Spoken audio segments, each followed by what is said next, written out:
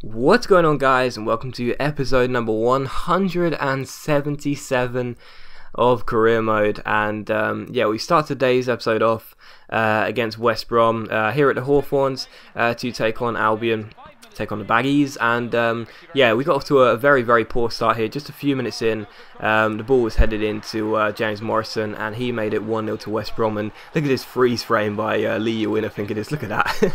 Just freeze frame. That's inch perfect, isn't it?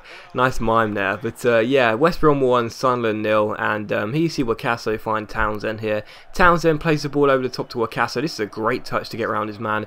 Goes through one-on-one with the goalkeeper, and it's a fantastic finish. Look at the shot power on that. As he makes it West Brom 1, Sunderland 1. But yeah, just a few minutes after, I don't know what happened here. Kurt Zuma got caught in a complete mix-up here, lost the ball, but thankfully I positioned Manini perfectly. The chip was really weak, but even so, he had to be positioned perfectly and clear the ball away before it crossed the line. So West Brom 1, Sunderland 1 was the final score. Quite a boring game, I must admit, other than that clearance, just, I won't say off the line, but near the line by Manini. It was a really poor game after that. Nothing really happened. But anyway, we got a transfer offer after the game. It's for Andros Townsend. It's Porto, and no thank you, no, not at all. He's staying. He's now an 85 rated player, which is incredible. So I have no plans to get rid of Towns, and yeah, absolutely not. But here you see a scout report here from our youth scouts, and we signed one of these players. He looked pretty decent, and the rest of them we're just gonna continue the scouting on because they look okay, but obviously we don't know until like 2 or 3 months have passed. But anyway, once again, the Ivory Coast, man, seriously, I completely regret sending him there. He's found me nothing. I mean, this is the scout, even though he's only got 3 for both experience and judgment, 3 stars. He was the scout that found us Richard Gape, you know, so he can pick up some good players, but I really do regret sending him out to Ivory Coast. But anyway, we take on Spurs in this game. Spurs, of course, a side that won the title in the first season we were here with Sunderland, yet since then they've been quite subpar, really.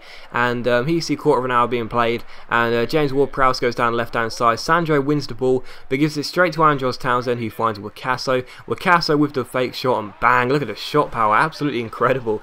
He definitely plays a little bit like JJ, you know, with that incredible shot power. And yeah, that made it Sunderland 1, Spurs 0. And here you see Wakaso once again going forward. Yunus Kabul, a pretty quick centre-back, as you and Ultimate Team would know.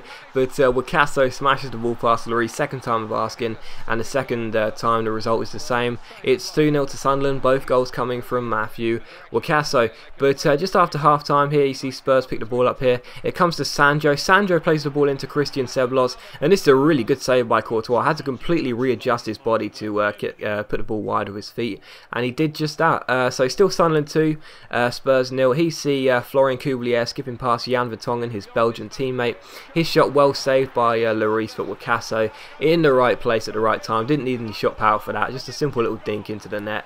And yeah, that made it Sunderland 3, Spurs 0, and a hat-trick for Matthew Wakaso. So that was really nice. Good performance by the striker. He hasn't really been that amazing. You know, every single like time we've had a striker like this, obviously Chevalier, Cavani, JJ, they've been fantastic. Wakaso's a bit like when I signed Insigne for AC Milan, if anyone was subscribed back then.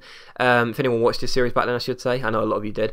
Insigne, you know, he's a bit like Wakaso. You know, they're not really that great. They're good. They score some goals every now and then, but they don't really have that sort of world-class talent like JJ and obviously Cavani and Chevalier had. So yeah, I'm not disappointed in the signing because he was relatively cheap at 22.5 million, but even so, it's annoying because I like him to be just as good as JJ, and unfortunately he's not really stepped up in his first season. But anyway, you see a couple of transfer offers here. One for Jack Robinson, which we reject, and a transfer offer comes in for Chris Burge. This is the young playmaker we signed through the youth academy.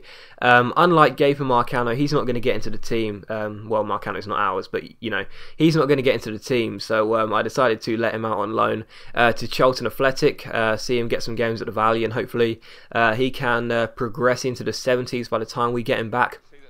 But anyway, we take on Birmingham in the FA Cup in this game, and of course we're still in the Capital One Cup. We're into the semi-finals, so we're progressing in that tournament. We're also into the round of 16 in the Champions League, so we're progressing in that tournament as well. So the FA Cup is the next one, but this is a sight you're going to see for many years now, surely. Gape finding Marcano, Gape to Marcano, I should say. Richard Gape to Felipe Marcano. I was so pleased to see that, you know, just to see Gape get the assist on Marcano, get the goal. It's so nice to see the young talent coming through and playing well like that together. You know, they're the best two players we've got in this series, and yeah, that was awesome. But Sunderland 1, Birmingham 0. Gape with the assist and Marcano with the goal. So that was awesome. I was actually really pleased with that one. And yeah, it's just a little bit trivial, but I just love it when like the fake players get the assist and the goal. It's just awesome, you know. But anyway, yeah, Sunderland 1, Birmingham 0, and a good win for us. And he's your transfer coming for Nicholas Hellenius. He's actually not been that great this season. Obviously last season, and you know, he was fantastic last season.